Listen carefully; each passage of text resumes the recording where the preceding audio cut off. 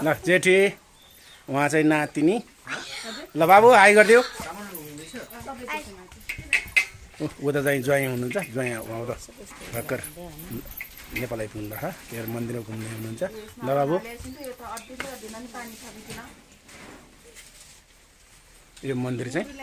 ऊर्जा मन्दिर अनि घोराइदेखि लगभग 25 किलोमिटर टाढा पर्दो रहेछ अनि यसो भ्रमण गर्नु होला अनि एकदम राम्रो छ घुम्नको लागि पनि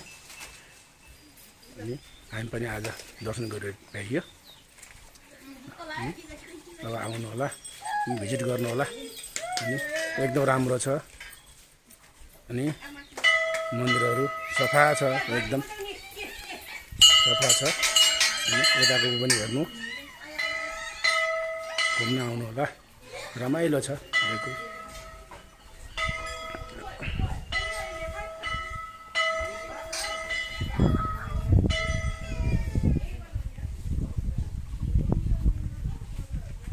उता पारी चाहिँ डाँडादेखि त्यो के अरे सिमेन्ट फ्याक्ट्रीको ढुङ्गा निस्किने ठाउँ रहेछ अनि यहाँ चाहिँ एकदम हरियाली छ अनि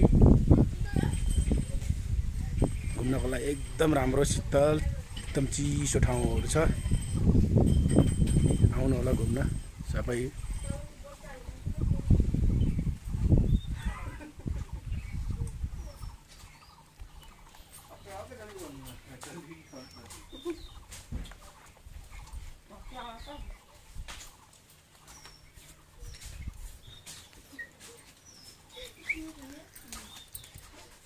यहाँ मान्छे थाकेर खाना खान नखान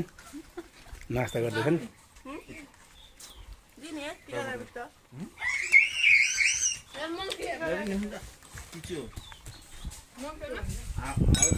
यता